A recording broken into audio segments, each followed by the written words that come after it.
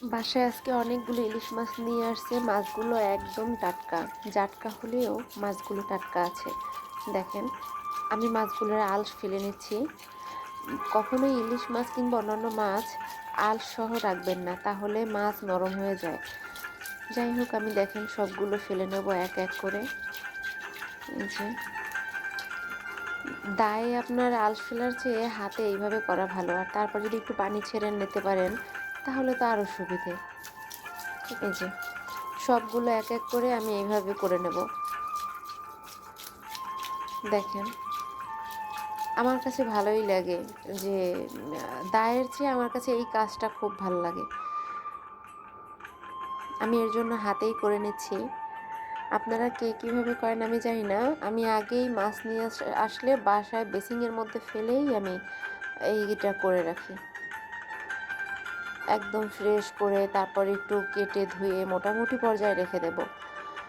আর ছোট মাছ তো দেখা গেছে মানে দুইটা একটা মাছ নিলেও হবে না, একবারে তিনটা চারটা নিতে হবে। দেখেন, এই যে সবগুলো আমার করা হয়ে গেছে।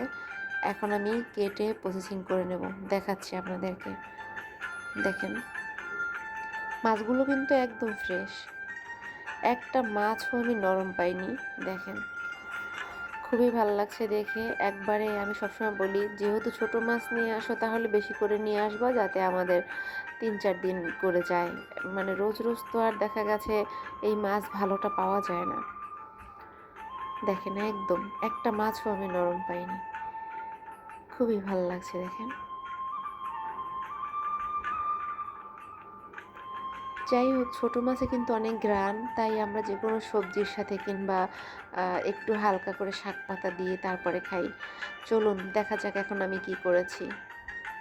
এই যে দেখেন, আমি কেটে নিয়েছি, মানে পিস করে নিয়েছি এবং হালকা একটু ধুয়েও নিয়েছি। এভাবে একটু রেখে দেবো, রক্তসহ রাখিনি, এখন এভাবে রেখে দেব।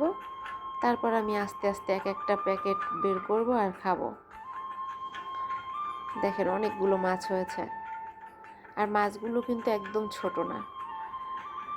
আমি দেখাচ্ছি, দাঁড়ান আপনাদেরকে। দেখেন, মাছগুলো কিন্তু একদম সমানে ছোট হয়নি। দেখেন পিস হয়েছে কত সুন্দর। এই যে দেখেন, দুই একটা আবার একটু মোটাও হয়ে গেছে। তারপর আবার এই যে দেখেন, মাথা, লেজ, এগুলো কিন্তু দেখেন একটাও ছোট হয়নি, খুবই সুন্দর হয়েছে। যাই হোক, আমি এইভাবে পিস করে রেখে দিই কেটে কুটে। আপনারা কে কীভাবে রাখেন কমেন্ট বক্সে জানাবেন। আর যারা আমার চ্যানেলটি এখনও সাবস্ক্রাইব করেননি, সাবস্ক্রাইব করে পাশে থাকবেন। আমার এই সাধারণ ভিডিওগুলো যদি আপনাদের ভালো লাগে, অবশ্যই পাশে থাকবেন এবং আপনাদের ভালোবাসা নিয়েই এগিয়ে যেতে চাই। এই যে দেখেন, আমি প্যাকেট করে রেখে দিয়েছি। আলহামদুলিল্লাহ, সবাই ভালো থাকবেন, সুস্থ থাকবেন। আসসালামু আলাইকুম।